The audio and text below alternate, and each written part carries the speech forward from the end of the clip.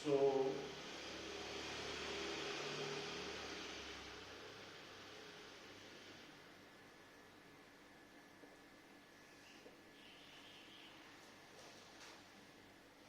Next topic है methods of charging.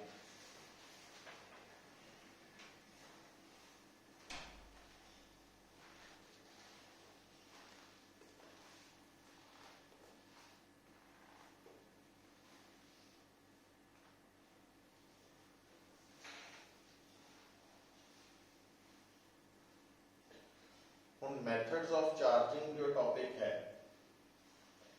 सो देखो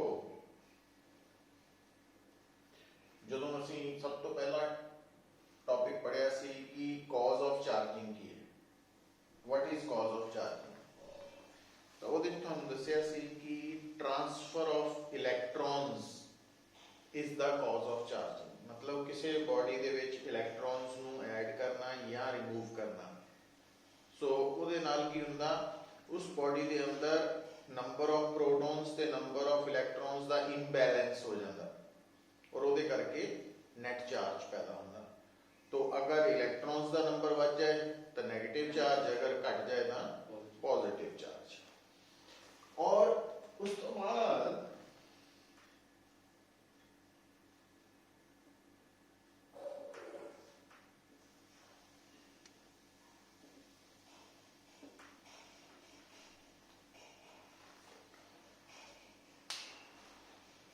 insulators से कंडक्टर्स, सो इन्हां बारे भी थानू फैमिलियर होना पड़ेगा।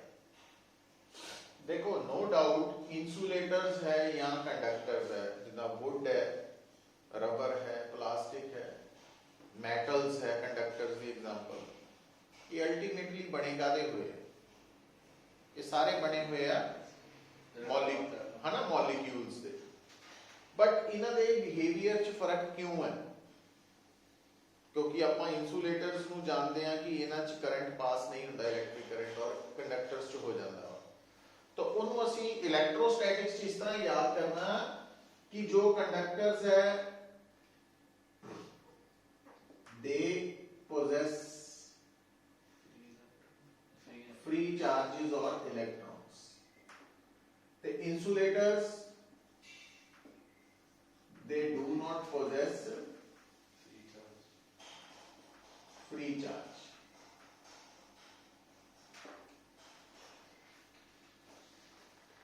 तो इंसुलेटर्स और कंडक्टर्स ਨੂੰ ਜਦੋਂ ਅਸੀਂ ਇਲੈਕਟ੍ਰੋਸਟੈਟਿਕਸ ਦੇ ਕੰਟੈਕਸਟ 'ਚ ਦੇਖਣਾ ਤਾਂ इंसुलेटर्स ਦੇ ਕੋਲ जिन्ने भी फ्री मतलब चार्जेस है सारे बाउंड चार्जेस है, फ्री नहीं है। और कंडक्टर्स को फ्री चार्ज भी है, सारा चार्ज फ्री नहीं है बट कुछ परसेंटेज फ्री भी है। तो ਹੁਣ इंसुलेटर्स और कंडक्टर्स ਦੇ ਵਿੱਚ ਜਦੋਂ ਇਹ ਫਰਕ ਪਤਾ ਲੱਗ ਜਾਏਗਾ ਸਾਨੂੰ ਦਿਮਾਗ ਦੇ ਵਿੱਚ, ਅਸੀਂ ਇਹ ਡਿਫਰੈਂਸ਼ੀਏਟ ਕਰ ਲਾਂਗੇ। ਤਾਂ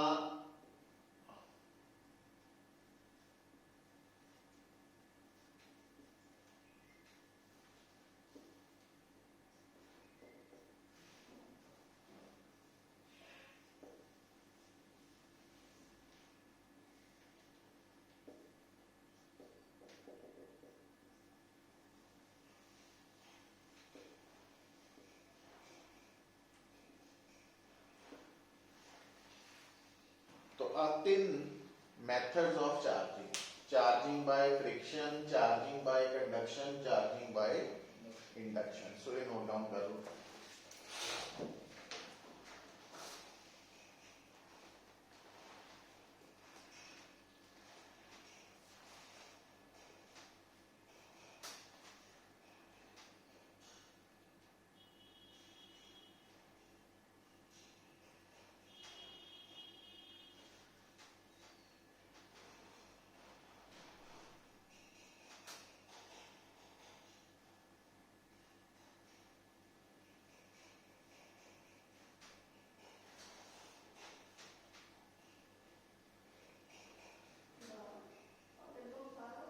ठीक है, हुण बेटा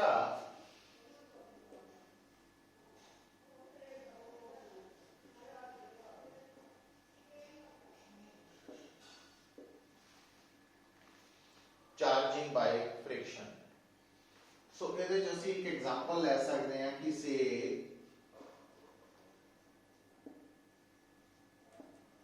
ਸਿਲਕ ਦਾ ਕੱਪੜਾ ਹੈ,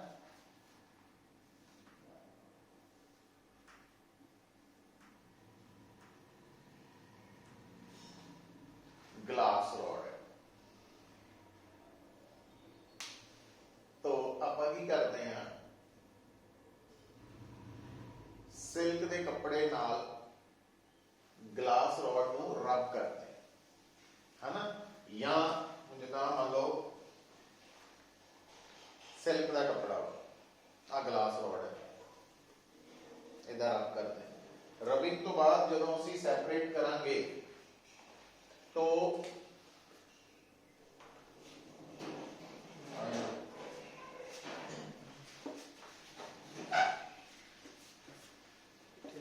अच्छा ओके बैठ इस साइड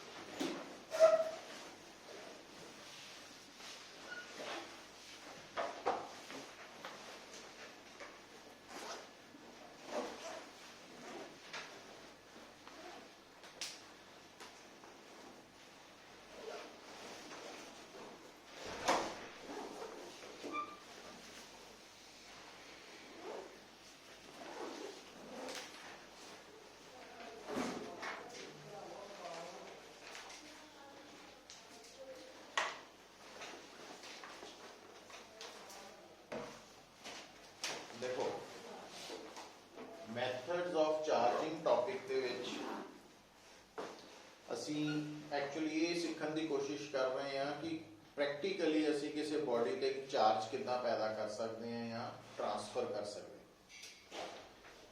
तो ਉਹਦੇ ਲਈ सब तो पहली इंफॉर्मेशन ਜਿਹੜੀ ਤੁਹਾਨੂੰ इलैक्ट्रोस्टैटिक्स च याद रखनी पैनी है इंसुलेटर्स ते कंडक्टर्स ਦੇ ਬਾਰੇ। ਤੁਸੀਂ ਜਦੋਂ ਇਲੈਕਟ੍ਰੋਸਟੈਟਿਕਸ ਆਪਾਂ ਪੜ੍ਹ ਰਹੇ ਹਾਂ ਤਾਂ ਇਨਸੂਲੇਟਰਸ ਦਾ ਮਤਲਬ ਹੈ ਜਿਹਦੇ ਕੋਲ ਸਾਰਾ ਚਾਰਜ ਬਾਉਂਡ ਚਾਰਜ ਹੈ। ਬਾਉਂਡ ਦਾ ਮਤਲਬ ਕੀ ਹੁੰਦਾ, ਦੇਖੋ ਇਨਸੂਲੇਟਰਸ ਦੇ ਕੰਡਕਟਰਸ ਇਹ ਸਾਰੇ ਕਾਹਦੇ ਬਣੇ ਹੋਏ ਆ, ਮੋਲੀਕਿਊਲਸ ਐਟਮਸ ਦੇ, ਪਰ ਇਹਨਾਂ ਦੇ ਬਿਹੇਵੀਅਰ 'ਚ ਫਰਕ ਹੈ ਔਰ ਉਹ ਫਰਕ ਅਸੀਂ 9th 10th ਦੇ ਵਿੱਚ ਪੜ੍ਹਦੇ ਹਾਂ करंट दे करके। मीनस कईयां च करंट फ्लो करता, कईयां च नहीं करता, है ना, उस कॉन्टेक्स्ट पर करंट इलैक्ट्रिक करंट दा एक्चुअल मीनिंग की है। इलैक्ट्रिक दा वर्ड दा मतलब हुंदा charge, electric word मीनस charge, charge दा ही दूजा नाम, ते करंट दा मतलब हुंदा फ्लो करना, चलना एक दिशा वाल। तो जदों चार्ज बहुत सारा चार्ज एक डायरेक्शन च फ्लो करे ਉਹਨੂੰ ਅਸੀਂ ਇਲੈਕਟ੍ਰਿਕ ਕਰੰਟ ਬੋਲਦੇ ਹਾਂ। ਔਰ ਉਹਦਾ ਕਾਰਨ ਕੀ ਹੈ, ਉਹ ਕੁਝ ਵੀ ਹੋ ਸਕਦਾ ਹੈ ਨਾ। ਤੋ ਹੁਣ ਚਾਰਜ ਉਹੀ ਫਲੋ ਕਰ ਸਕਦਾ ਜਿਹੜਾ ਫ੍ਰੀ ਹੈ। ਫ੍ਰੀ ਦਾ ਮਤਲਬ ਹੁਣ ਜੇ ਮੰਨ ਲਓ ਤੁਹਾਨੂੰ ਕਮਰੇ 'ਚ ਬੰਦ ਕਰ ਦਿੱਤਾ ਜਾਏ ਵੀ ਸ਼ਹਿਰ 'ਚ ਨਹੀਂ ਘੁੰਮ ਸਕਦੇ, ਸ਼ਹਿਰ 'ਚ ਉਹੀ ਘੁੰਮ ਸਕਦਾ ਜਿਹੜਾ ਫ੍ਰੀ ਹੈ ਨਾ।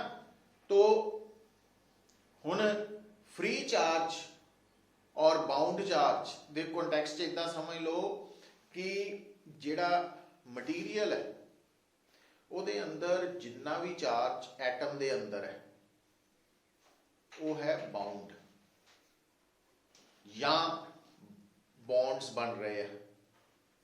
ਉਹਨਾਂ ਦੀ ਬੌਂਡਸ ਦੀ ਫਾਰਮੇਸ਼ਨ 'ਚ ਜਿਹੜਾ ਚਾਰਜ ਇਨਵੋਲਵ ਹੈ ਉਹ ਬਾਉਂਡ ਹੈ। ਔਰ ਜਿਹੜਾ ਚਾਰਜ ਪੂਰੇ ਮਟੀਰੀਅਲ ਦੇ ਨਾਲ ਕਿਸੇ ਇੱਕ ਪਰਟੀਕੂਲਰ ਐਟਮ ਨਾਲ ਨਹੀਂ ਰਿਲੇਟਡ ਪਰ ਉਹ ਪੂਰੇ ਮਟੀਰੀਅਲ ਜਿੱਥੇ ਮਰਜੀ ਚਾਹੇ ਆ ਜਾ ਸਕੇ ਉਹਨੂੰ ਫ੍ਰੀ ਚਾਰਜ ਕਹਿੰਦੇ ਆ। ਔਰ ਉਹਦੀ ਬੜੀ ਸਿੰਪਲ ਐਗਜ਼ਾਮਪਲ ਤੁਸੀਂ ਸਮਝ ਸਕਦੇ ਆ ਡੇਲੀ ਲਾਈਫ 'ਚ ਵੀ ਜਿੱਦਾਂ ਇੱਕ ਮਹੱਲਾ ਵਾ ਹੈ ਨਾ, ਉਹਦੇ 'ਚ ਘਰ ਜਿਹੜੇ ਆ ਉਹ ਐਟਮਸ ਹੈ। ਤੇ ਹੁਣ ਜਿਹੜਾ ਜਾਨਵਰ ਹੈ, ਮੰਨ ਲਓ ਕੁੱਤੇ ਦੀ ਐਗਜ਼ਾਮਪਲ ਲੈ ਲੈਂਦੇ ਆ, ਕਈ ਤਾਂ ਕੁੱਤੇ ਪਾਲੇ ਹੋਏ ਆ ਘਰਾਂ 'ਚ ਲੋਕਾਂ ਨੇ, ਉਹ ਤਾਂ ਉਸੇ ਘਰ ਨਾਲ ਸੰਬੰਧਿਤ ਆ, ਬਾਉਂਡ ਹੈ। ਪਰ ਜਿਹੜੇ ਗਲੀ ਦੇ ਕੁੱਤੇ, ਅਵਾਰਾ ਕੁੱਤੇ ਆ, ਉਹ ਫ੍ਰੀ ਹੈ, ਉਹ ਮਹੱਲੇ 'ਚ ਜਿੱਥੇ ਮਰਜੀ ਆਣ ਜਾਣ ਹੈ ਨਾ, ਤੇ ਉਹ ਘੁੰਮਦੇ ਫਿਰਦੇ ਰਹਿੰਦੇ।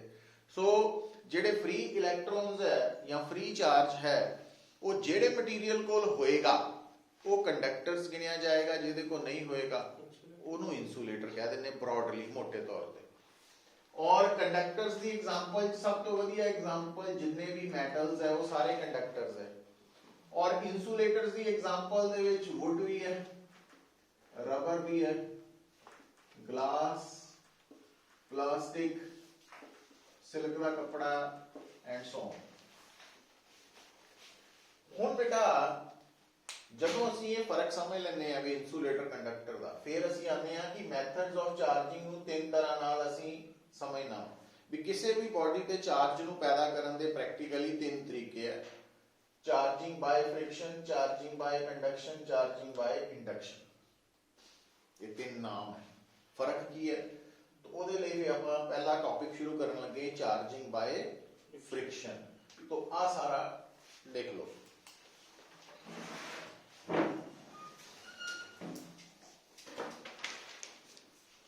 तो पहला इंसुलेटर्स ते कंडक्टर्स बारे लिख लो, फिर हैडिंग बना लियो मैथड्स ऑफ चार्जिंग, तीन तरह दे है, फिर आप चार्जिंग बाय फ्रिक्शन दे आते हैं।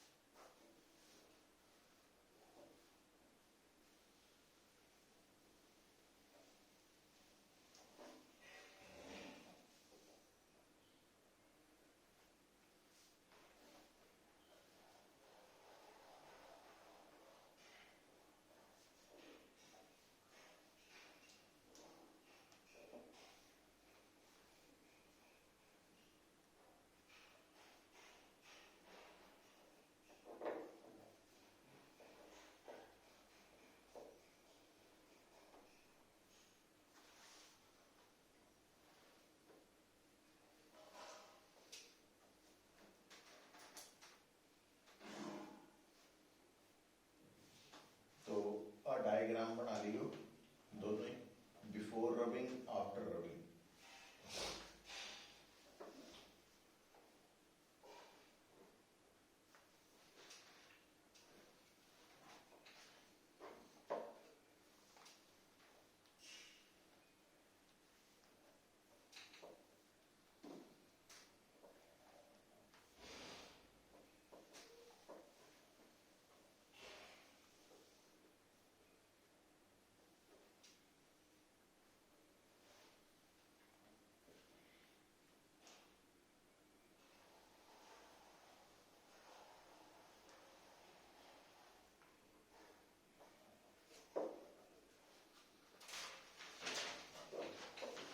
देखो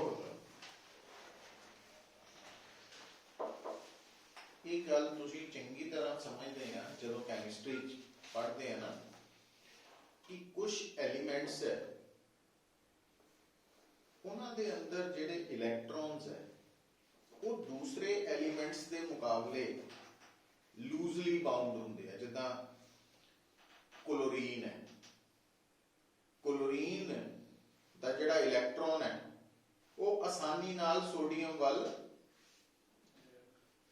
सॉरी उल्टा करता, सोडियम का जिहड़ा इलैक्ट्रॉन है वो आसानी नाल क्लोरीन वाल ट्रांसफर हो जाता। तो मतलब क्लोरीन और सोडियम एटम दे विच खासियत की है कि सोडियम एटम दा इलैक्ट्रॉन लूजली बाउंड है ते क्लोरीन की कैपेसिटी है कि उन्होंने अपने कोल खिंच लै। तो सोडियम ते क्लोरीन जो आपस च आते हैं तो ट्रांसफर ऑफ इलैक्ट्रॉन करके सोडियम ते पॉजिटिव चार्ज आ जाता, क्लोरीन ते नैगेटिव ते आ जाता ना। जिदा ये सोडियम क्लोरीन वाले एटम्स है उदा ही जिदा सिल्क का कपड़ा ते ग्लास रॉड है, तो इन्हां दी भी अलग अलग प्रॉपर्टीज की है कि जदों ग्लास रॉड नूं सिल्क नाल रब करते हैं तो रबिंग तो पहला अगर ग्लास रॉड ते कोई चार्ज नहीं है, सिल्क ते भी कोई चार्ज नहीं है, तो जदों रबिंग तो बाद देखते हैं तो असीं की नोट करते हैं कि ग्लास रॉड ते पॉजिटिव चार्ज पैदा हो गया और सिल्क के ऊपर नेगेटिव। ਇਹਦਾ मतलब रबिंग तो बाद की होया होएगा कि कुछ इलैक्ट्रॉन्स ग्लास रॉड तो सिल्क वाल ट्रांसफर होए होंगे। और ये जी ट्रांसफर ऑफ इलैक्ट्रॉन्स हुई है क्यों हुई है? रबिंग। तो इसनों असीं कह देंगे। और रबिंग तो बाद की होया, ये अनचार्ज बॉडी चार्ज हो गई, ये भी चार्ज हो गई, तो ये जिहड़ा चार्ज पैदा होया इनू असीं कह देंगे हैं चार्जिंग बाय फ्रिक्शन, जिहड़ा रबिंग करके चार्ज पैदा होता। तो लिखो, आप पहला नोट कर लो।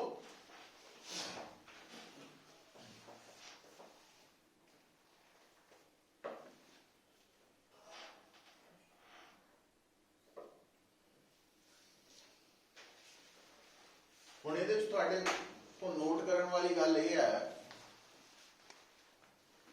कि जितना ग्लास रॉड ते पॉजिटिव चार्ज पैदा होया उन्ना ही सिल्क ते नेगेटिव चार्ज पैदा होया, है ना। Law of conservation of charge. दूजी गल, ग्लास भी इंसुलेटर है, सिल्क भी इंसुलेटर है। तो जदों दो इंसुलेटर डिफरेंट इंसुलेटिंग बॉडीज नूं असीं रब करते हैं तो आफ्टर रबिंग जदों उन्हां नूं अलग किया जाता तो उन्हां दे चार्ज पैदा हो जाता, और इस मैथड नूं चार्जिंग बाय फ्रिक्शन कहने हैं। तो लिख लेंगे आपां कि when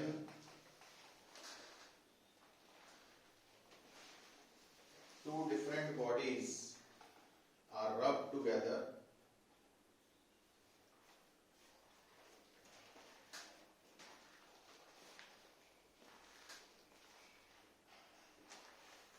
and after separation each body gets charged.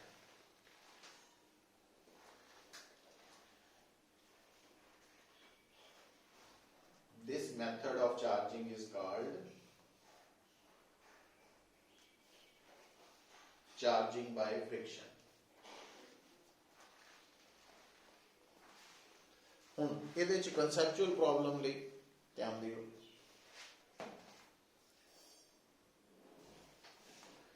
कि अगर वो कहे कि क्या जी ग्लास रॉड है अगर यदि जगह पे कोई मेटल रॉड ले ली जाए तो क्या रबिंग तो बाद चार्ज पैदा होएगा?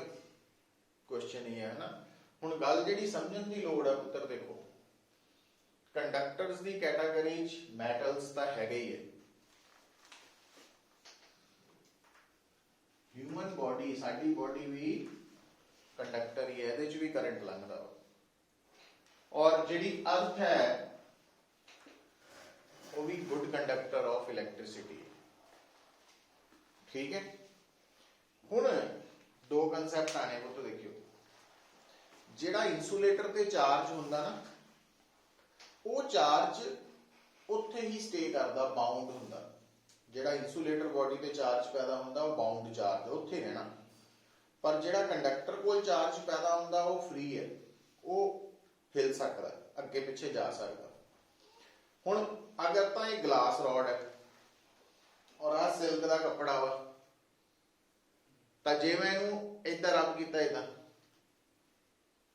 तो इन्ने हिस्से ते पॉजिटिव चार्ज पैदा होना और उत्थे रहना। पर जे ये मैटल रॉड है, लोहे की रॉड कह लो, तो जदों मैं इनू हथ नाल फड़िया है ना, तो मेरी बॉडी भी कंडक्टर है, ये भी कंडक्टर है, तो जिहड़ा चार्ज इत्थे पैदा होना जे मैटल रॉड है तो वो चार्ज मेरी बॉडी च आ जाना चलदा चलदा।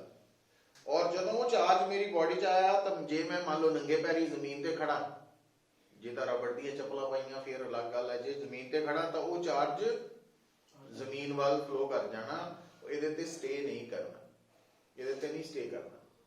ਤਾਂ ਦੇਖਣ ਵਾਲੇ ਨੂੰ ਇਦਾਂ ਲੱਗਣਾ ਕਿ ਮੈਂ ਰਬ ਕਰਕੇ ਜਦੋਂ ਦੇਖਿਆ ਤਾਂ ਇਹਦੇ ਤਾਂ ਚਾਰਜ ਹੀ ਨਹੀਂ ਆ ਰਿਹਾ, ਆਇਆ ਸੀ ਪਰ ਉਹ ਬੋਡੀ ਦੇ ਥਰੂ ਫਲੋ ਕਰਕੇ ਚੱਲ ਜਾਂਦਾ ਵਾ, ਹਨਾ। ਇਹਦਾ ਮਤਲਬ ਜੇ ਤੁਸੀਂ ਚਾਹੁੰਦੇ ਆ ਕਿ ਇਹ ਮੈਟਲ ਰੋਡ ਦੇ ਉੱਪਰ ਰਬਿੰਗ ਤੋਂ ਬਾਅਦ ਚਾਰਜ ਰਵੇ, ਫਿਰ ਕੀ ਕਰਨਾ ਪੈਣਾ ਸਾਨੂੰ, ਮੇਰੇ ਹੱਥ ਔਰ ਇਹਦੇ ਵਿੱਚ ਜਿਹੜਾ ਕੰਟੈਕਟ ਹੈ ਉਹਨੂੰ ਖਤਮ ਕਰਨਾ ਪੈਣਾ ਇਲੈਕਟ੍ਰੀਕਲ। ਉਹ ਕਿੱਦਾਂ ਕਰਾਂਗੇ, ਰਬੜ ਦੇ ਗਲਵਸ ਪਾ ਲਏ। ਮੰਨ ਲਓ ਜੇ ਮੈਂ ਰਬੜ ਦੇ ਗਲਵਸ ਪਾ ਕੇ ਇਹਨੂੰ ਫੜਾਂ ਤਾਂ ਫਿਰ ਜਿਹੜਾ ਰੋਡ ਦਾ ਚਾਰਜ ਹੈ ਉਹ ਮੇਰੇ ਹੱਥਾਂ ਵੱਲ ਨਹੀਂ ਆ ਪਾਣਾ, ਕਿਉਂਕਿ ਰਸਤੇ 'ਚ ਕੌਣ ਆ ਗਿਆ, ਇਨਸੂਲੇਟਰ।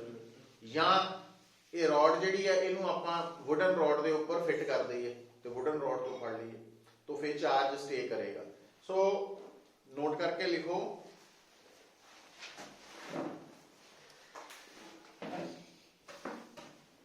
both, नोट करके लिखना, both insulators as well as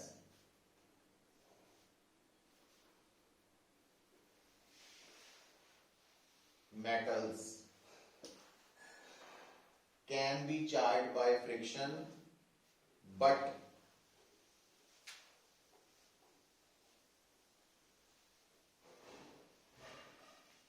metals must be insulated.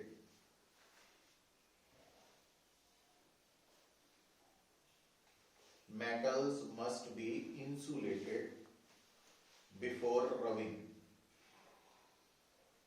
Rubbing तो पहला इंसुलेट करने पैणगे। इंसुलेट ਦਾ ਮਤਲਬ ਸਮਝ ਗਏ ਨਾ ਕਿ ਉਹਨਾਂ ਦਾ ਕਿਸੇ ਹੋਰ ਕੰਡਕਟਰ ਨਾਲ ਕੰਟੈਕਟ ਖਤਮ ਕਰਨਾ ਪਏਗਾ। ਸੋ ਹੁਣ ਬੇਟਾ ਇਹ ਤਾਂ ਹੋ ਗਿਆ ਫ੍ਰਿਕਸ਼ਨ, ਹੁਣ ਆ ਜਾਓ ਬਾਈ ਕੰਡਕਸ਼ਨ। ਲਿਖੋ, ਇਹ ਇੰਪੋਰਟੈਂਟ ਹੈ, ਇਹਦੀ ਲੋੜ ਪੈਣੀ ਆਪਾਂ ਨੂੰ ਕਾਫੀ ਜਗ੍ਹਾ ਤੇ numéricals ਚ ਵੀ। ਆ ਦੇਖੋ, ਚਾਰਜਿੰਗ ਬਾਈ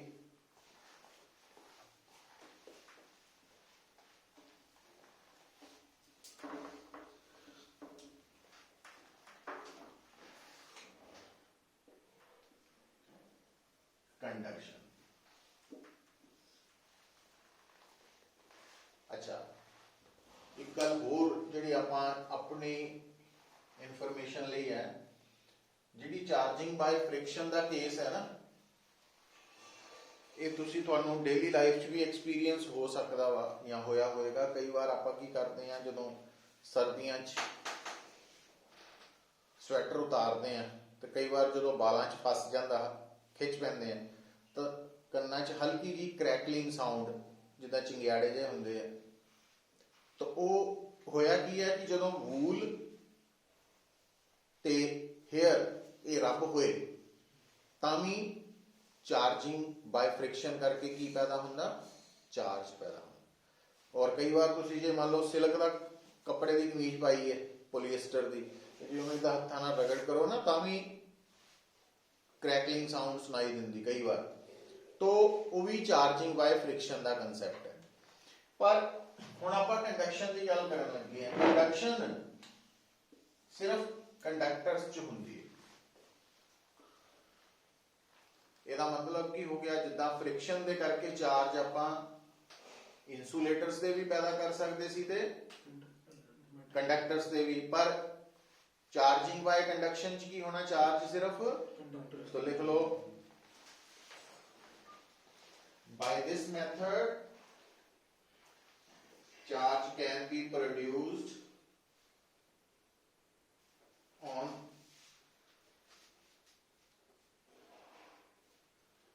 metallic bodies only, है ना, conductors only। अच्छा, ਹੁਣ कंडक्टर्स च भी ਅਸੀਂ metals ਤੇ ਹੀ कंसंट्रेट करना। और एक होर मजेदार गल की है, सुनो, इलेक्ट्रोस्टैटिक पढ़ते वक्त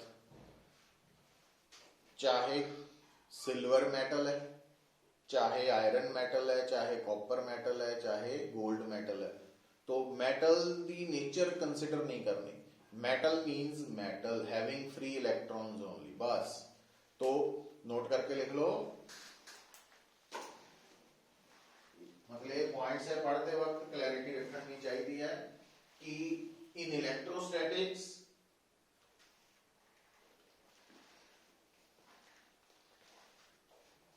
nature of metal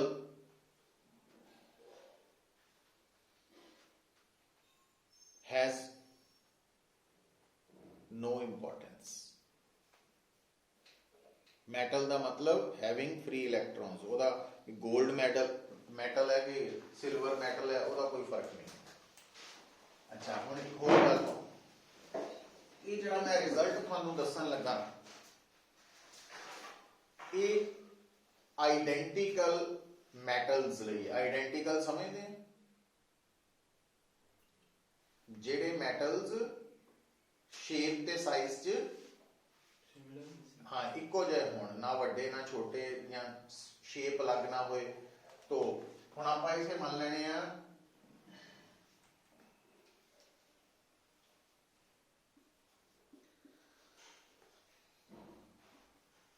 metal sphere number 1 और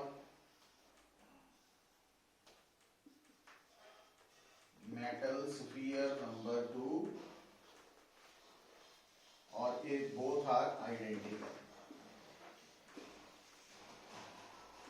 शेप और साइज सेम है।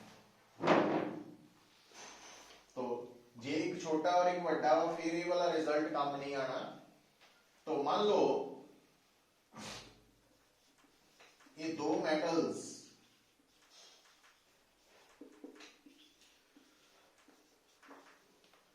एक दूजे नाल टच नहीं कीते, तो ਇਹਦੇ ਕੋਲ चार्ज है Q1 और ਇਹਦੇ ਕੋਲ चार्ज है Q2।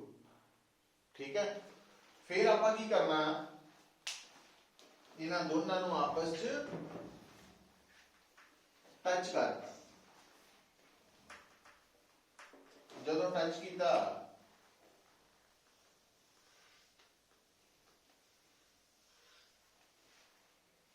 टच करन तो बाद फिर ਆਪਾਂ ਕੀ ਕਰ ਦੇਣਾ,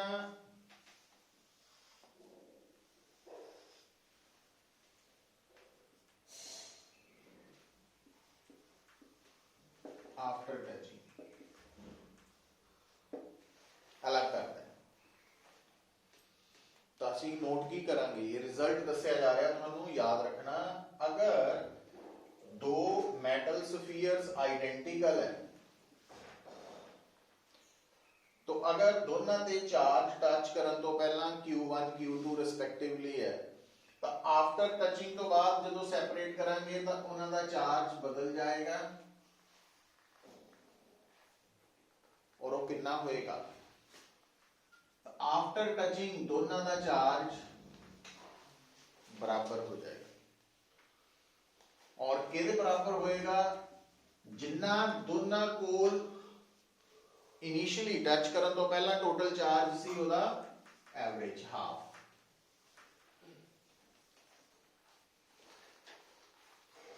तो ये पॉइंट बड़ा इंपॉर्टेंट है, जदों भी दो आइडेंटिकल मेटल स्फीयर्स नू टच किया जाएगा और टच करन तो बाद सैपरेट करांगे तो दोनों का चार्ज आफ्टर टचिंग की हो जाएगा बराबर, डिफरेंट नहीं। Q1 डैश ते Q2 dash after after before नहीं कह रहा। तो आफ्टर टचिंग दोनों का चार्ज बराबर हो जाना और कितना होना, जिन्ना बिफोर टचिंग दोनों का टोटल चार्ज सी ओदा हाफ हो जाना, एवरेज हो जानी है। और ये रिजल्ट ओ आइडेंटिकल वाला ਜਿਹੜਾ हिस्सा लिखा ना, मैं इनू चंगी तरह अंडरलाइन कर लेना भी ये आइडेंटिकल कंडक्टर्स ਲਈ है। जे साइज छोटा बड़ा फिर ये रिजल्ट इतना नहीं चलता और ਉਹਦੀ ਲੋੜ नहीं हले।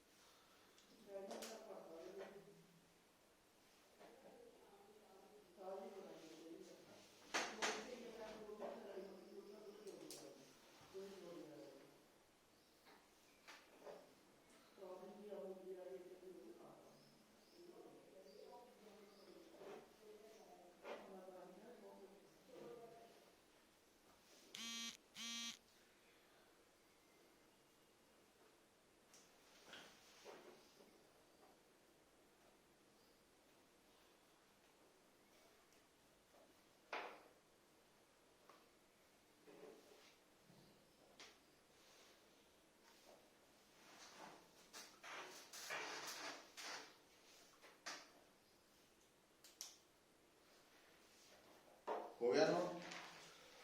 तो ये रिजल्ट बड़ी जगह ते यूज होना वा, इस करके इनू इग्नोर नहीं करना।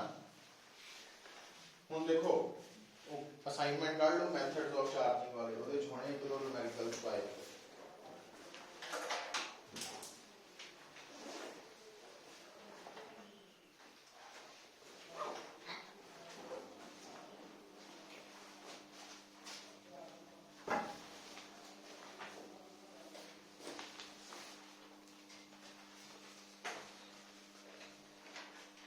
मेथड्स ऑफ चार्जिंग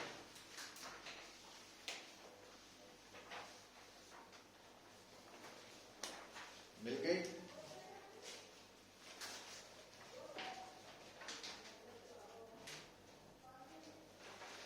हाँ बोलो मेथड्स ऑफ चार्जिंग।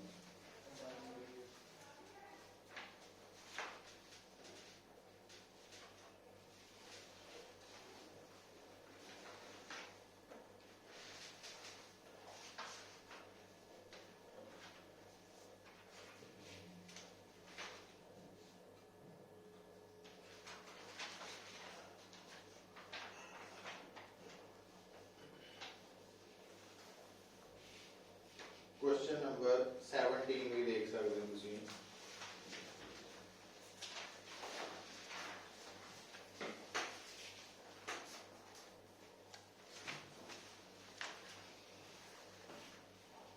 ये स्टेटमेंट 17 दी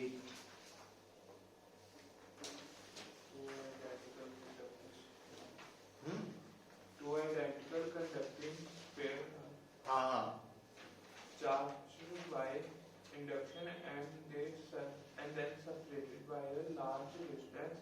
Sphere one. 17 वो तो Yes, sir. ये च इंडक्शन आ गया। ਇਹਨੂੰ ਚਲੋ ਛੱਡ ਦਿਓ ਕਿਉਂਕਿ ਇੰਡਕਸ਼ਨ ਆਪਾਂ ਕੀਤਾ ਨਹੀਂ ਨਾ, ਫਿਰ ਅਸੀਂ ਬਾਅਦ ਚੋਂ ਕਰ ਲਾਂਗੇ।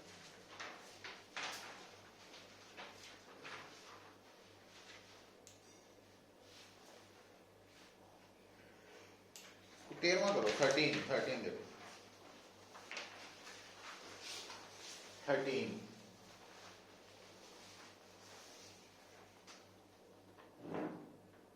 बोलो। Object A, B, and C are three identical insulated spherical conductors. हाँ Originally, A and B have charges of plus 3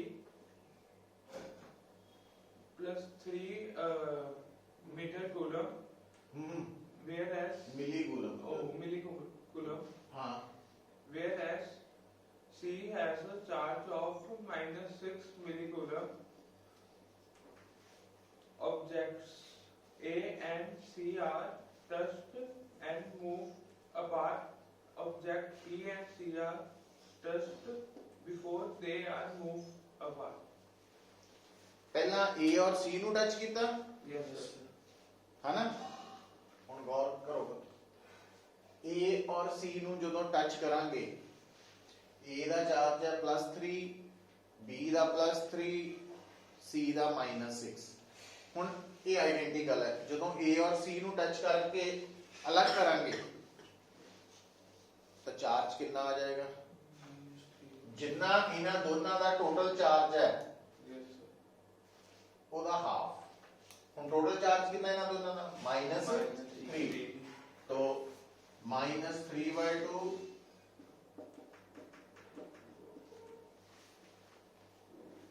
पता लगा है आ फार्मूला। अच्छा ਹੁਣ ਕੀ ਕਹਿੰਦਾ ਫਿਰ ਅੱਗੇ ਬੋਲੋ। Then the objects B and C are touched. हाँ ਹੁਣ रुक जाओ। then B and C are touched। ਹੁਣ ਗੌਰ ਕਰਿਓ। ਹੁਣ A और C टच होने तो बाद A आ हो गया C आ हो गया B आया। ਹੁਣ B और C ने टच होना। B इतना नहीं टच होना क्योंकि A ਨਾਲ टच हो चुका सी आ बन गए। ਹੁਣ B और C ने टच होना। ਹੁਣ टोटल चार्ज कितना?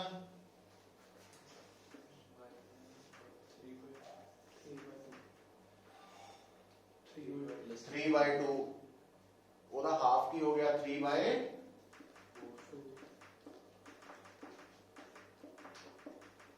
ਤੇ ਕੀ ਪੁੱਛ ਰਹੇ ਹੋ? If objects A and B are now held near each other, they will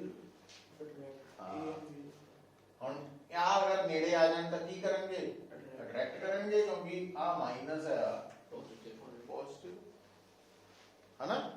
तो हुण वो कंसैप्ट पकड़ के याद रख के चलांगे तो आंसर ए होने है ना। बार बार देखो इको गल मैं रिपीट कर रही हूँ थोड़े नाल कि कंसैप्ट नू समझना, याद रखना, ये दो गल्लां होण तो बाद न्यूमेरिकल होण, कंसैप्चुअल प्रॉब्लम्स होण, उन्हां दे आंसर हो पाने हैं। अदरवाइज जे मान लो समझ आ गई तो रिटेन नहीं कर पाए तां भी आंसर नहीं हो पाना, तो जे समझ नहीं आई तां भी आंसर नहीं हो पाना। तो इस करके स्टूडेंट्स जिहड़े पहला स्टैप तक तो चल जाते हैं समझण तक, है ना, और उत्थे तक ही टीचर का रोल है।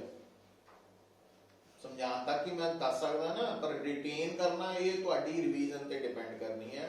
घबराने की गल नहीं, बट ये इन्हां चीज़ां नूं बार बार रिपीट करो, असाइनमेंट्स नूं सॉल्व करो जो टाइम लगता ना, सो नोट कर लो।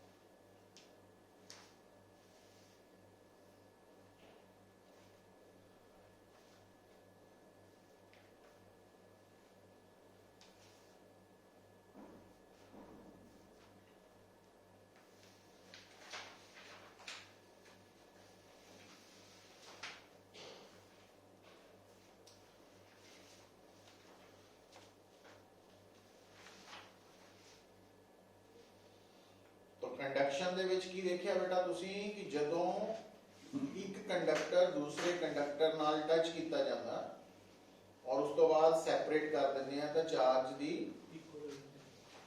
ਇਕੁਅਲ ਡਿਸਟ੍ਰੀਬਿਊਸ਼ਨ ਹੋ ਜਾਂਦੀ ਹੈ। ਪਰ ਇਹ ਇਹਦੇ ਵਿੱਚ ਨਾਲ ਇੱਕ ਸ਼ਰਤ ਇਹ ਵੀ ਹੈ ਕਿ ਉਹ ਦੋਨੋਂ ਕੰਡਕਟਰਸ ਆਈਡੈਂਟੀਕਲ ਹੋਣੇ ਚਾਹੀਦੇ। ਉਸ ਵਕਤ ਦੇ ਰਿਜ਼ਲਟਸ ਦੱਸੇ ਗਏ ਤੁਹਾਨੂੰ, ਕੋਈ ਯਾਦ ਰੱਖਣਾ। ਤੇ ਤੀਸਰਾ ਮੈਥਡ ਲਿਖੋ। ये क्लियर होगी गल, क्योंकि असाइनमेंट्स के विच क्लैरिटी होर आ जाएगी।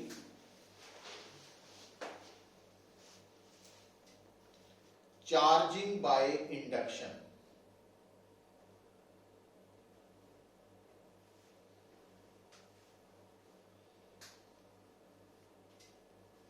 चार्जिंग बाय इंडक्शन तो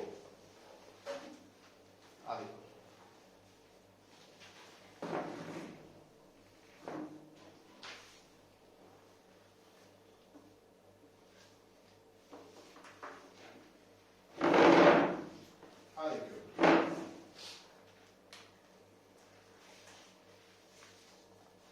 मान लो एक इलेक्ट्रिकली न्यूट्रल बॉडी है। हुण जदों असीं कहने आ इलेक्ट्रिकली न्यूट्रल बॉडी तां ओहदा मतलब नेट चार्ज जीरो है। पर यह गल भुलनी नहीं कि कोई भी बॉडी जिहड़ी है उन्होंने तुसीं किद्दां देखना वा, ओशन ऑफ प्रोटॉन्स एंड इलैक्ट्रॉन्स। क्योंकि बॉडी जिहड़ी मर्जी है बनी तो एटम्स दी है ना, और हर एटम दे कोल इलैक्ट्रॉन्स भी है ते तो इस करके बॉडी नूं आपां किद्दां देखना भी समुंदर है इलैक्ट्रॉन्स ते प्रोटॉन्स दा। न्यूट्रॉन की मैं गल तां नहीं कर रहा क्योंकि वो अनचार्जड है।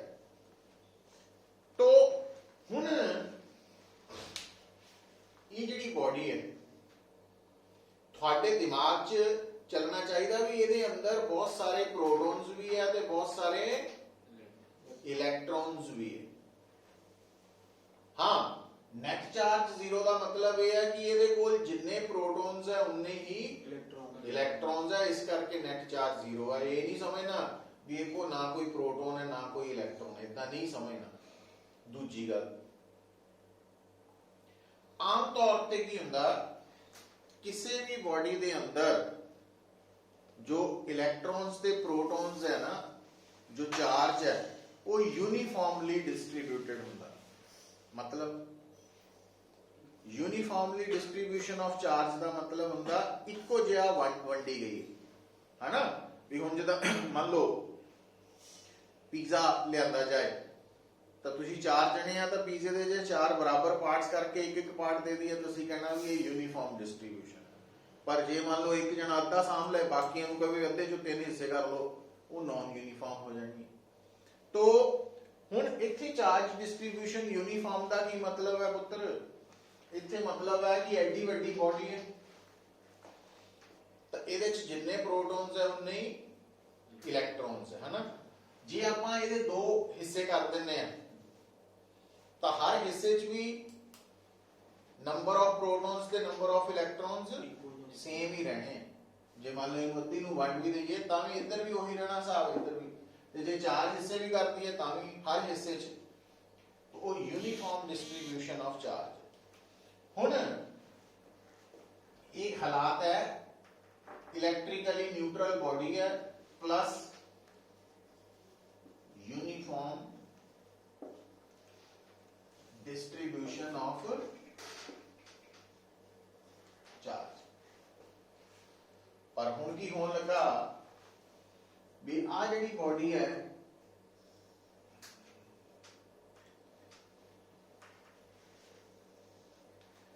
इहदे नजदीक मान लो पॉजिटिवली चार्ज बॉडी ले आंदी गई, टच नहीं करनी, पॉजिटिवली चार्ज बॉडी इहदे नजदीक ले आंदी। हुण सोच के देखो की हो कि ये जिहड़ा पॉजिटिव चार्ज है ये इस बॉडी दे अंदर प्रेजेंट नेगेटिव चार्ज नूं अट्रैक्ट करूगा। ਇਹਦਾ मतलब ਜਦੋਂ ਇਹ ਕੱਲੀ ਸੀ ਤਾਂ ਇਹਦੇ ਅੰਦਰ ਪੋਜ਼ਿਟਿਵ ਔਰ 네ਗੇਟਿਵ ਚਾਰਜ ਦੀ ਕਿਹੜੀ ਡਿਸਟ੍ਰੀਬਿਊਸ਼ਨ ਹੋਈ ਸੀ, ਪਰ ਹੁਣ ਕੀ ਹੋਣਾ, ਜਿਹੜਾ 네ਗੇਟਿਵ ਚਾਰਜ ਹੈ ਉਹ ਇਧਰਲੇ ਹਿੱਸੇ ਵੱਲ ਜ਼ਿਆਦਾ ਹੋ ਜਾਣਾ है ना, ਇਹਦੀ ਖਿੱਚ करके अट्रैक्शन करके। और पॉजिटिव चार्ज क्योंकि इधरला नेगेटिव चार्ज इधर ਨੂੰ ਖਿੱਚਿਆ ਗਿਆ तो इधर नेगेटिव चार्ज की कमी हो गई, मतलब पॉजिटिव। तो हुण हाले भी नेट चार्ज की है जीरो ही है, पर इस केस च की सी उत्थे मतलब चार्जेस ने अपने आप नू बॉडी दे अंदर की कीता, रीएडजस्ट कीता, अपने आप नू दोबारा सैट कीता। पर कदों इस चार्ज बॉडी दी प्रेजेंस करके, है ना। तो आ जिहड़ी बॉडी है इनू असीं कहने आ इंड्यूसिंग बॉडी और इनू असीं कहने आ इंड्यूस्ड बॉडी। इंड्यूस्ड बॉडी हुण देखो पुत्र, तो जदों भी किसी बॉडी के नजदीक चार्ज बॉडी प्लेस करिए, टच नहीं करन दी लोड़, तां गिवन बॉडी के अंदर की हुंदी है रीडिस्ट्रीब्यूशन ऑफ चार्जेस। तो इस मैथड नू, इस फिनोमिना नू की कहने आ, हाँ तो लिख लो, आप ड्रॉ कर लो पहला सारा। समझ आ रही है गल?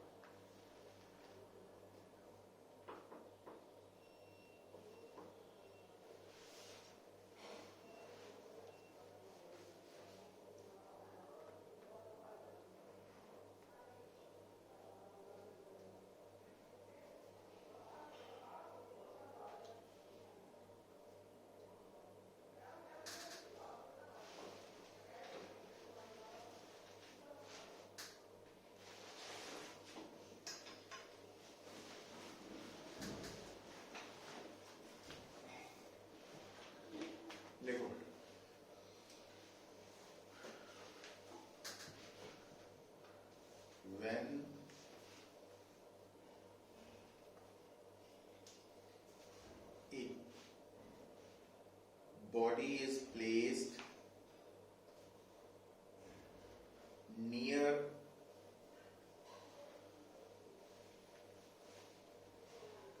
a charged body, then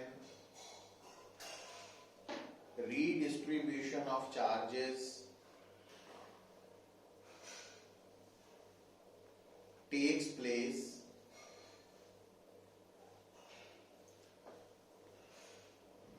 in the given body.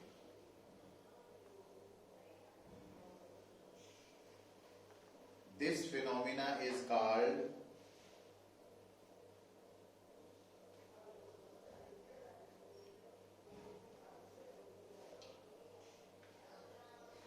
electrostatic induction. This phenomena is called electrostatic induction.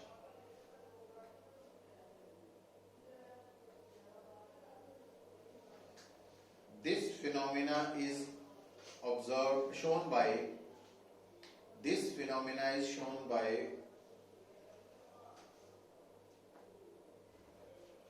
both insulators as well as conductors.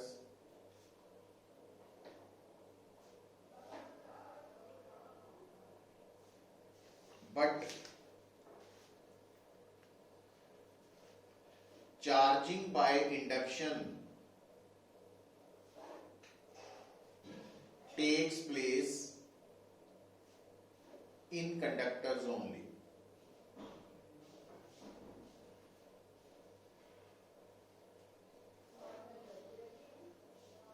Conductors only. ਹੁਣ ਇਸ ਲਾਈਨ ਦਾ ਮੀਨਿੰਗ ਆਪਾਂ ਸਮਝਣਾ, ਪਰ ਇੱਕ ਗੱਲ ਮੋٹے ਤੌਰ ਤੇ ਸਾਨੂੰ ਸਮਝ ਆਣੀ ਚਾਹੀਦੀ ਕਿ ਅਗਰ ਕੋਈ ਵੀ ਬੋਡੀ ਅਨਚਾਰਜਡ ਬੋਡੀ ਦੇ ਨਜ਼ਦੀਕ ਰੱਖੀ ਜਾਏ ਤਾਂ ਉਸ ਗਿਵਨ ਬੋਡੀ ਦੇ ਅੰਦਰ ਕੀ ਹੋ ਜਾਂਦੀ ਹੈ, ਰੀਡਿਸਟ੍ਰੀਬਿਊਸ਼ਨ ਆਫ ਚਾਰजेस ਹੋ ਜਾਂਦੀ ਹੈ।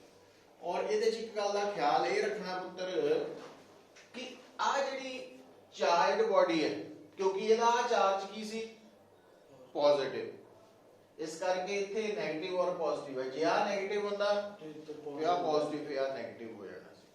ਅੱਛਾ, ਦੂਸਰੀ ਗੱਲ ਦੇਖੋ ਕਿ ਚਾਰजिंग ਬਾय ਇਹ ਕਰ ਲਿਆ ਨਾ ਨੋਟ। ਹੁਣ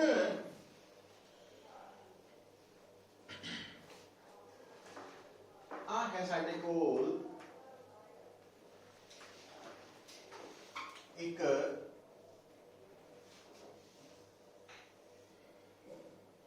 अनचार्ज कंडक्टर।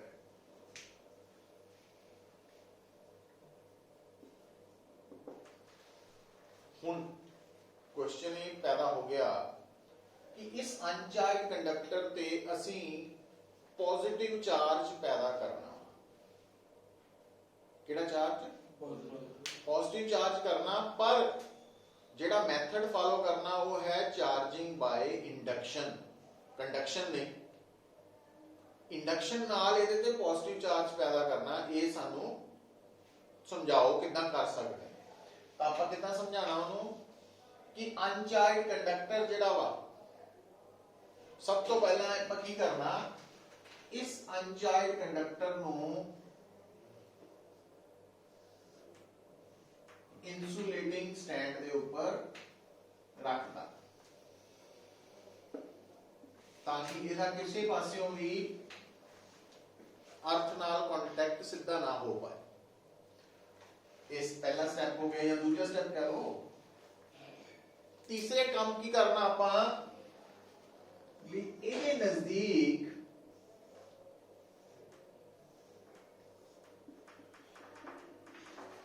एक चार्ज बॉडी लेके जानी है, पर केड़ी ਇਹਦੇ ਤੇ ਕਿਹੜਾ ਚਾਰਜ ਪੈਦਾ ਕਰਨਾ, ਪੋਜ਼ਿਟਿਵ ਹੈ। तो ਆਪਾਂ ਇੱਥੇ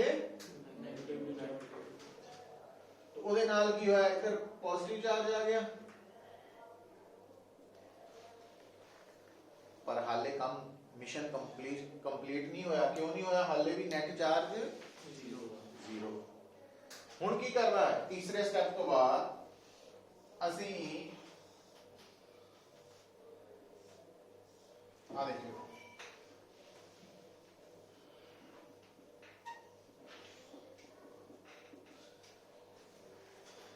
आ जेड़ा नेगेटिव चार्ज है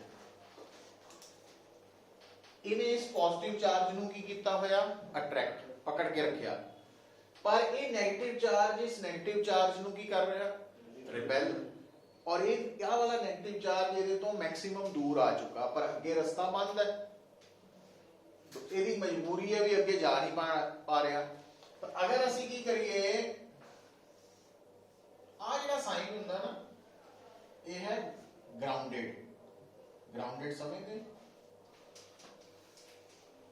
ग्राउंडेड का मतलब ਹੁੰਦਾ ਪੁੱਤ अर्थिंग करना मतलब किसी भी कंडक्टिंग बॉडी ਨੂੰ अर्थ ਨਾਲ जोड़ देना ਇਹਦਾ मतलब ਕੀ ਹੋਇਆ ਇਹ ਜਿਹੜਾ ਇੱਥੇ 네ਗੇਟਿਵ ਚਾਰਜ ਸੀ ਉਹ ਵਾਲਾ ਉਹਨੂੰ ਇਸ ਤਾਰ ਦੇ ਥਰੂ ਅਰਥ ਵੱਲ ਜਾਣ ਦਾ ਰਸਤਾ ਮਿਲ ਗਿਆ ਉਹ ਹੋਰ ਦੂਰ ਚਲਾ ਗਿਆ ਅਰਥ ਵੱਲ ਚਲਾ ਗਿਆ ਇਹਦਾ मतलब ਹੁਣ ਇਹਦੇ ਤੇ ਕਿਹੜਾ ਚਾਰਜ ਆ ਗਿਆ ਪੋਜ਼ਿਟਿਵ ਚਾਰਜ ਆ ਗਿਆ ਹਨਾ ਤਾਂ ਹੁਣ ਆਪਾਂ ਕੀ ਕਰਨਾ ਅਗਲੇ ਸਟੈਪ 'ਚ ਇਹ फोर्थ स्टेप है फिफ्थ स्टेप च ਅਸੀਂ ਕੀ ਕਰਨਾ ਆ ਜਿਹੜੀ ਬੋਡੀ ਹੈ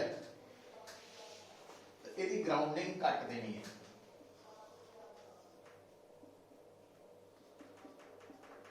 ਜਦੋਂ ਗਰਾਊਂਡਿੰਗ ਕੱਟਤੀ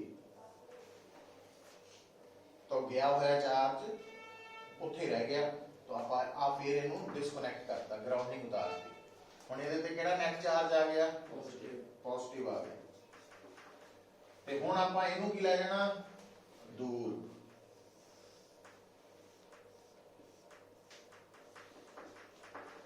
ਜਦੋਂ ਇਹਨੂੰ ਦੂਰ ਲੈ ਗਏ ਤਾਂ ਇਹਦੇ ਤੇ ਕਿਹੜਾ ਚਾਰਜ ਸੀ ਪੋਜ਼ਿਟਿਵ ਪਰ ਇਹਦੀ ਪ੍ਰੈਜ਼ੈਂਸ ਚ ਇਹ ਵਾਲਾ ਪੋਜ਼ਿਟਿਵ ਚਾਰਜ ਇੱਕ ਸਾਈਡ ਵੱਲ ਸੀ ਹੈਨਾ ਪਰ ਜਿੱਦਾਂ ਹੀ ਇਹਨੂੰ ਹਟਾਇਆ ਤਾਂ ਇਹ ਚਾਰਜ ਨੇ ਦੁਬਾਰਾ यूनिफॉर्म डिस्ट्रीब्यूशन होगा तो बॉडी ਤੇ ਕਿਹੜਾ ਚਾਰਜ ਆ ਗਿਆ ਜੇ ਉਹਨੇ ਕਿਹਾ ਹੁੰਦਾ ਵੀ ਨਹੀਂ 네ਗੇਟਿਵ ਚਾਰਜ ਪੈਦਾ ਕਰੋ ਫਿਰ ਕੀ ਸੀ ਬਸ ਹਾਂ ਸਾਰਾ ਕੁਝ ਉੱਤੇ ਹੀ ਰੱਖਣਾ ਵਾ ਬਸ ਇਹਨੂੰ ਪੋਜ਼ਿਟਿਵਲੀ ਚਾਰਜ ਕਰ ਦੇਣਾ ਤਾਂ ਇੱਥੇ 네ਗੇਟਿਵ ਇੱਥੇ ਪੋਜ਼ਿਟਿਵ ਹੋ ਜਾਣਾ ਸੀ ਉਹ ਫਿਰ ਪੋਜ਼ਿਟਿਵ ਨੇ ਚੱਲ ਜਾਣਾ ਸੀ ਇਹ ਸਟੈਪਸ ਨੋਟ ਕਰ ਲਓ ਚਾਰजिंग ਬਾय इंडक्शन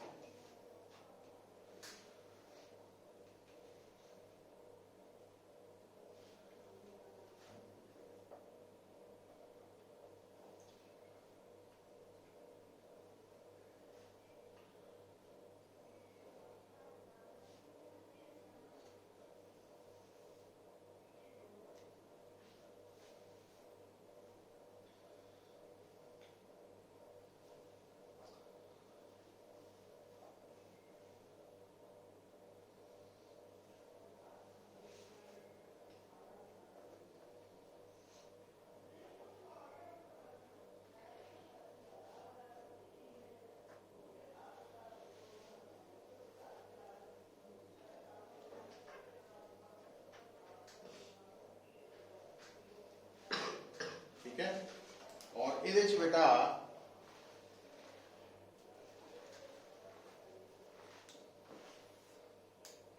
कर लिया नोट सारा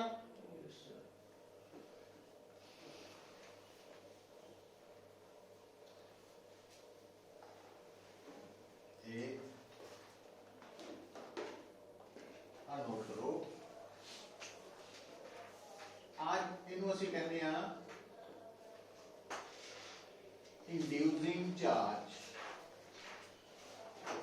Q inducing और इनू ਅਸੀਂ कहने आ induced charge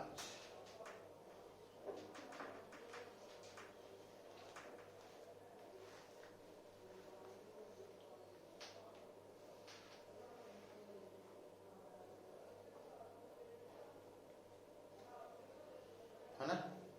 हुण दोनों का की रिलेशन है नोट डाउन कर लेना बेटा। देखो तुसी की नोट कर रहे हैं कि जेड़ा इंड्यूस्ड चार्ज है ओदी नेचर इंड्यूसिंग चार्ज नालों हमेशा, क्योंकि ये नेगेटिव है ता ते जे आ पॉजिटिव हुंदा ता तो इसदा मतलब जेड़ा इंड्यूस्ड चार्ज है एदी नेचर इंड्यूसिंग चार्ज नालों ऑपोजिट है। पर ਇਹਦੀ वैल्यू आ एक रिलेशन है, रिजल्ट ही है।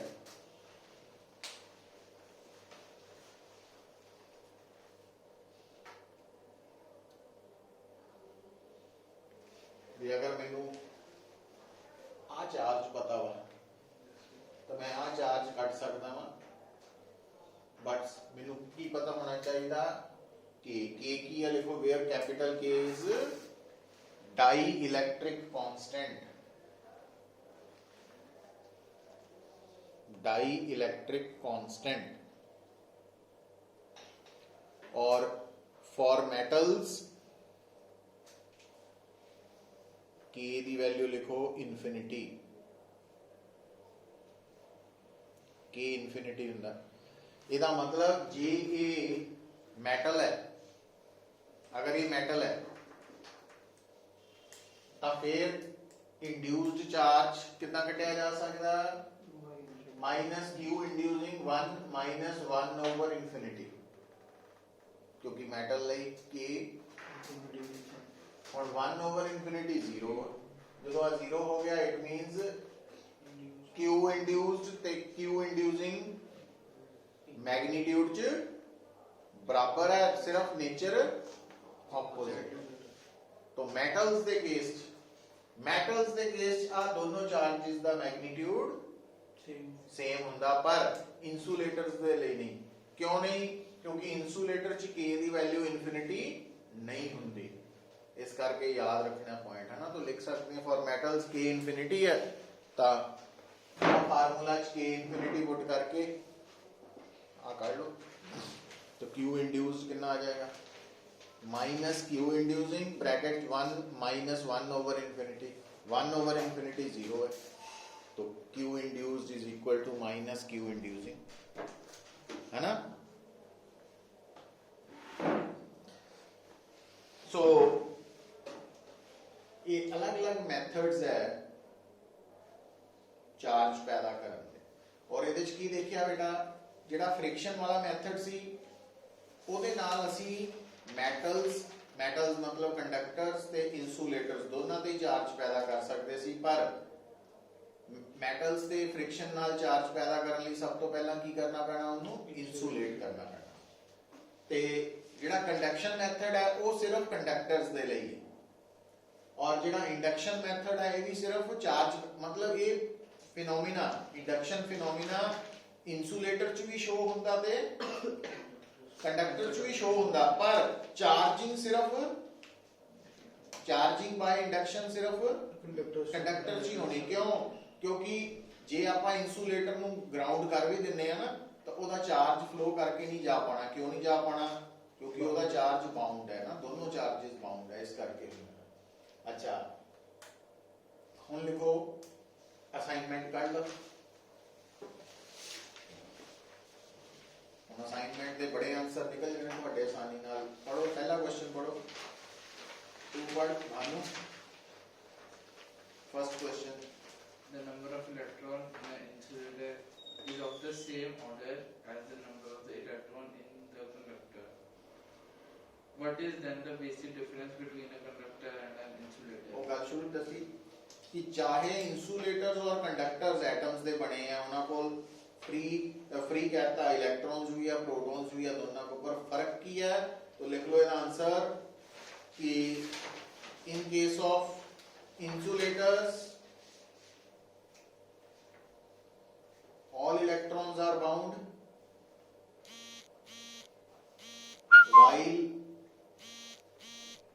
while in case of conductors some electrons are free। ये भी नहीं समझना कि कंडक्टर्स है तो सारे इलेक्ट्रॉन्स फ्री है ना, some electrons are free। ठीक है, 2 part second लक्ष्य। When a charge is brought near a small piece of paper, it attracts that piece. Does the paper become charged when the comb is brought near it? देखो तुसी ना ये phenomena practically observe किया होएगा कि कागज के ना छोटे छोटे टुकड़े कर लो और जे थोड़े बाल ड्राई है, तेल तूल नहीं लाया, गिले नहीं है पानी नाल, ड्राई है पूरे, तो कंगी नूं करके ना बालां च तो फटाफट उन्होंने कागज के टुकड़ियां को ले जाओ तो तुसी देखोगे कागज के टुकड़े कंगी वाल अट्रैक्ट होंगे। हुण एक्चुअली ये दो कंसैप्ट आ गए, जो तुसी कंगी कर रहे हैं ना सुक्के वालां च तो फ्रिक्शन करके कंगी ते चार्ज पैदा हो गया, तो आ बन गई कंगी है ना चार्ज। ते जिहड़ा कागज है जदों उहदे कोल असीं चार्ज मतलब चार्ज कॉम लैके गए तो कागज के अंदर की पैदा हो जाना, रीडिस्ट्रीब्यूशन ऑफ चार्जेस, इदा हो जाना, इदा हो जाने चार्ज। हुण की होगा, नेगेटिव पॉजिटिव नो और नेगेटिव नेगेटिव नो ज्यादा केड़ी फोर्स है, क्योंकि आ डिस्टेंस घट है तो आ वाली फोर्स अट्रैक्शन ज्यादा हो गई। कारण कूलम्स लॉ आप पढ़ चुके हैं, F is equal to 1 by 4 pi epsilon naught Q1 Q2 by R square। R घट होगा फोर्स ज्यादा, तो आ ज्यादा होएगी तो अट्रैक्ट हो जाना। और लिख लो it happens due to electrostatic induction effect in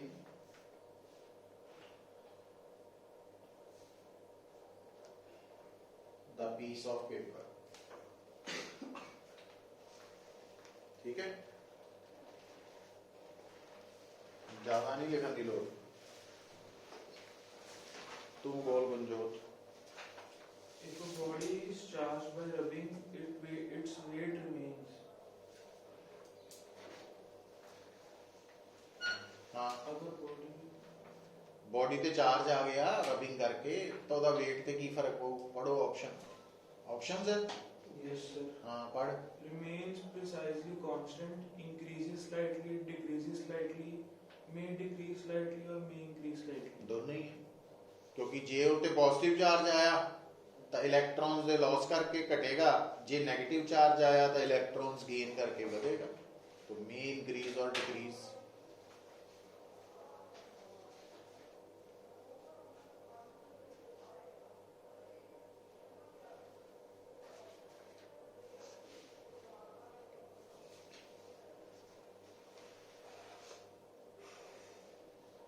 ठीक है, तू पढ़। तेरा की नाम है गुरशान।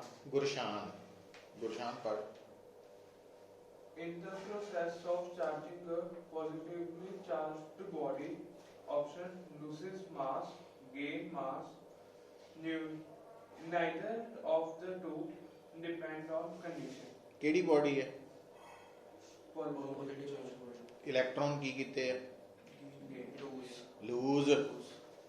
पॉजिटिवली चार्ज इलेक्ट्रॉन्स घट गए तो ਇਹਦਾ मतलब मास भी घट जाएगा, मास चला गया इलेक्ट्रॉन्स के नाल बाहर, मास decrease.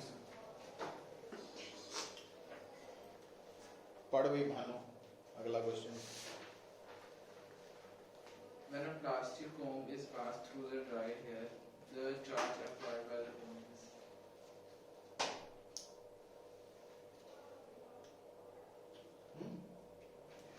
options: always negative, always positive. C, sometimes negative. None of these. Positive आएगा कॉम पे चार्ज, इसका रिजल्ट ये याद कर लो। तो और बोलो, तो बोल Akshay. When a glass rod is rubbed with a silk cloth, charges appear on both. A similar phenomenon is observed with many other pairs of bodies. Explain how this observation is consistent with the law of conservation of charge. हाँ, ये ਆਪਾਂ यदि example ਕੀਤੀ ਸੀਗੀ तो लिख लो C, explanation in conservation of charge. Topic ਕੀਤਾ ਸੀ ਨਾ ਕੰਜ਼ਰਵੇਸ਼ਨ ਆਫ ਚਾਰਜ, ਉਹ ਚ ਦੋ ਐਗਜ਼ਾਮਪਲਸ ਲਈਆਂ ਸੀ। ਜਦੋਂ ਸਿਲਕ ਦਾ ਕੱਪੜਾ ਰਬ ਕੀਤਾ ਸੀ ਗਲਾਸ ਰੋਡ ਨਾਲ, ਉਹ ਐਗਜ਼ਾਮਪਲ ਦੇਖੋ ਕੰਜ਼ਰਵੇਸ਼ਨ ਆਫ ਚਾਰਜ। ਨਹੀਂ ਇੱਥੇ Charging ਨਹੀਂ, by friction. Conservation of charge ਤੇ ਪਹੁੰਚ ਜਾਓ ਜਿੱਥੇ ਕੀਤਾ ਸੀ ਨਾ ਪ੍ਰੋਪਰਟੀਜ਼ ਆਫ ਚਾਰਜ। ਪਹਿਲੇ ਲੈਕਚਰਾਂ 'ਚ ਹੀ ਹੈ ਸਾਰਾ, ਕੂਲਮਸ ਲਾ ਤੋਂ ਲਗਾਇਆ ਨਹੀਂ?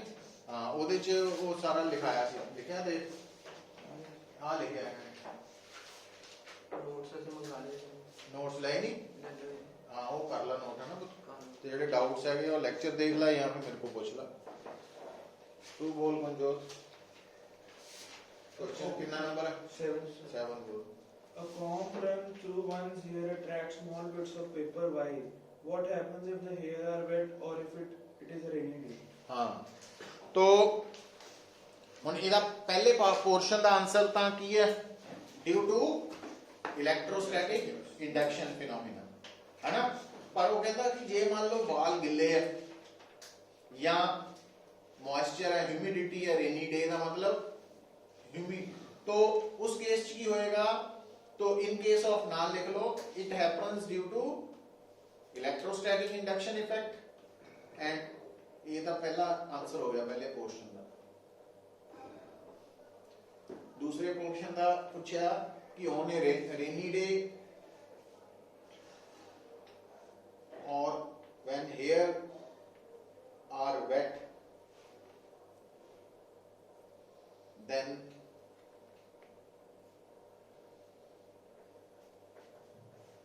comb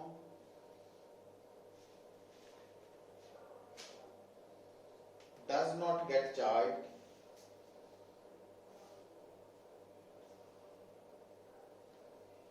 due to less friction,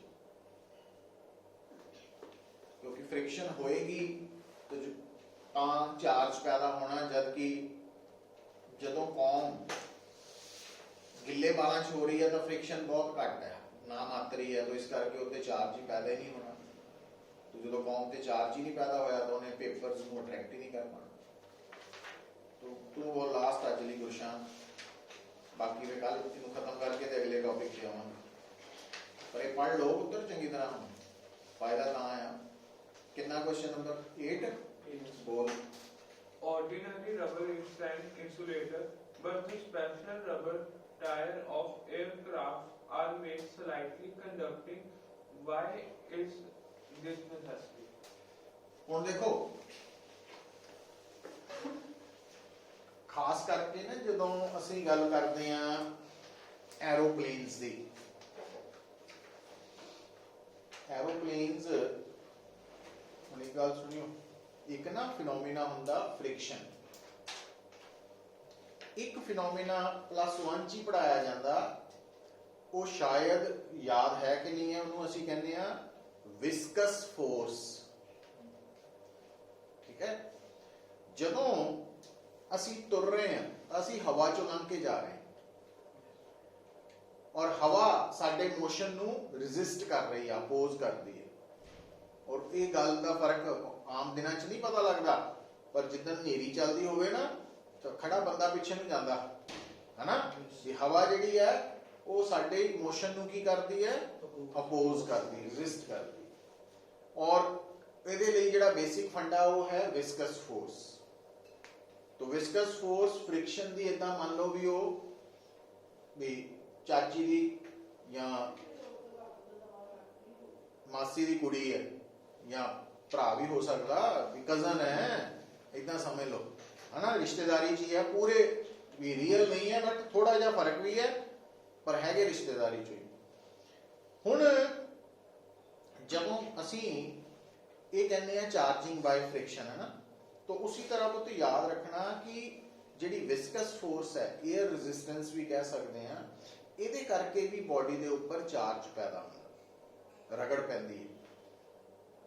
ਤੋ ਉਹ ਜਿਹੜਾ ਚਾਰਜ ਪੈਦਾ ਹੋ ਗਿਆ ਐਰੋਪਲੇਨ ਦੀ ਬੋਡੀ ਤੇ, ਉਹਦੇ ਕਰਕੇ ਕੀ ਹੋ ਸਕਦਾ ਵਾ, ਸਪਾਰਕਿੰਗ ਹੋ ਸਕਦੀ ਹੈ, ਔਰ ਸਪਾਰਕਿੰਗ ਕਰਕੇ ਅੱਗ ਲੱਗ ਸਕਦੀ ਹੈ। ਤੋ ਇਸ ਕਰਕੇ ਕੀ ਹੁੰਦਾ, ਐਰੋਪਲੇਨ ਦੇ ਜਿਹੜੇ ਟਾਇਰਸ ਹੈ ਉਹ ਰਬਰ ਦੇ ਤਾਂ ਹੁੰਦੇ, ਪਰ ਉਹ ਸਪੈਸ਼ਲ ਰਬਰ ਹੈ, ਉਹ ਕੰਡਕਟਿੰਗ ਬਣਾਈ ਹੈ। ਜਿੱਦਾਂ ਹੀ ਜ਼ਮੀਨ ਨੂੰ ਟਾਇਰ ਟੱਚ ਕਰਦੇ ਆ ਲੈਂਡਿੰਗ ਵੇਲੇ, ਨਾਲ ਦੀ ਨਾਲ ਕੀ ਹੋ ਜਾਂਦਾ, ਉਹ ਜਿਹੜਾ ਐਰੋਪਲੇਨ ਦੀ ਬੋਡੀ ਤੇ ਚਾਰਜ ਪੈਦਾ ਹੋਇਆ ਡਿਊ ਟੂ ਫ੍ਰਿਕਸ਼ਨ, ਉਹ ਸਾਰਾ ਅਰਥ ਨੂੰ ਟ੍ਰਾਂਸਫਰ ਹੋ ਜਾਂਦਾ, ਸਪਾਰਕਿੰਗ ਨਹੀਂ ਹੁੰਦੀ। ਅੱਛਾ, ਇਹੀ ਗੱਲ ਜਿਹੜੇ ਤੁਹਾਡੇ ਵਹੀਕਲਸ ਹੈ, ਇਨਫਲੇਮੇਬਲ ਮਟੀਰੀਅਲ ਲੈ ਜਾਂਦੇ ਆ, ਟਰੱਕ ਜਿਨ੍ਹਾਂ 'ਚ ਪੈਟਰੋਲ, ਡੀਜ਼ਲ, ਗੈਸ ਟਰਾਂਸਪੋਰਟ ਹੋ ਰਹੀ ਹੈ, ਤਾਂ ਉਹਨਾਂ ਦੇ ਟਾਇਰਸ ਵੀ ਸਪੈਸ਼ਲ ਬਣਾਏ ਜਾਂਦੇ। ਜਾਂ ਫਿਰ ਕੀ ਕੀਤਾ ਜਾਂਦਾ, ਖਾਸ ਕਰਕੇ ਰਾਜਸਥਾਨ ਵੱਲ ਜਿੱਥੇ ਬੜੀਆਂ ਹਵਾ ਤੇਜ਼ ਚੱਲਦੀਆਂ, ਉੱਥੇ ਕੀ ਕੀਤਾ ਜਾਂਦਾ, ਜਿਹੜੇ ਟਾਇਰਸ ਹੈ ਉਹ ਤਾਂ ਮੰਨ ਲਓ ਨਾਰਮਲ ਹੀ ਹੈ, ਤਾਂ ਟਰੱਕ ਦੀ ਜਿਹੜੀ ਮੈਟਲ ਬੋਡੀ ਹੈ ਉੱਥੋਂ ਨਾ ਕੁਝ ਚੇਨਸ, ਲੋਹੇ ਦੀਆਂ ਚੇਨਸ, ਉਹ ਪਿੱਛੇ ਨੂੰ ਲਟਕਾਈਆਂ ਹੁੰਦੀਆਂ ਟਰੱਕ ਦੇ, ਔਰ ਉਹ ਜ਼ਮੀਨ ਦੇ ਨਾਲ ਟੱਚ ਕਰਦੀਆਂ। ਤਾਂ ਉਹ ਇਸ ਸੇਮ ਪਰਪਸ ਹੈ ਕਿ ਜਿਹੜਾ ਫ੍ਰਿਕਸ਼ਨ ਕਰਕੇ ਟਰੱਕ ਦੀ ਮੈਟਲ ਬੋਡੀ ਤੇ ਚਾਰਜ ਪੈਦਾ ਹੋਣਾ, ਉਹਨੂੰ ਨਾਲ ਦੀ ਨਾਲ ਅਰਥ ਵੱਲ ਟ੍ਰਾਂਸਫਰ ਹੋ ਜਾਏ, ਤਾਂ ਕਿ ਜੇ ਉਹ ਚਾਰਜ ਸਟੇ ਕਰ ਗਿਆ ਤਾਂ ਸਪਾਰਕਿੰਗ ਹੋ ਸਕਦੀ ਹੈ। ਤਾਂ ਅੱਜ ਮਤਲਬ ਇੰਨੀ ਇਨਫੋਰਮੇਸ਼ਨ ਸਫੀਸ਼ੀਐਂਟ ਹੈ ਇਹਦਾ ਆਨਸਰ ਦੇਣ ਲਈ। ਕੀ ਹੈ ਇਹਦਾ ਆਨਸਰ, ਲਿਖਿਓ। ਕੁਐਸਚਨ ਕੀ ਸੀ, ਮੈਨੂੰ ਦੁਬਾਰਾ ਕਹਾਂ ਤਾਂ ਆਪਾਂ ਉਹ 2 ਦੇ ਪੁਆਇੰਟ ਗੱਲ ਕਰ ਲਈਏ। So when an aeroplane flies through air, its body gets charged by friction.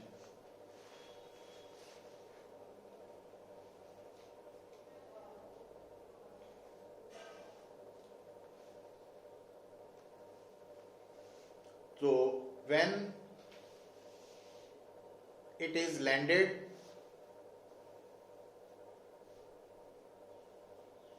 this charge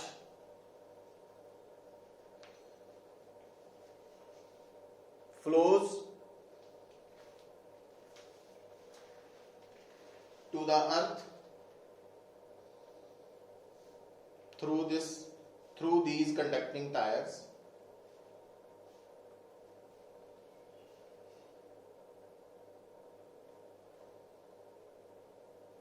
and landing becomes safe.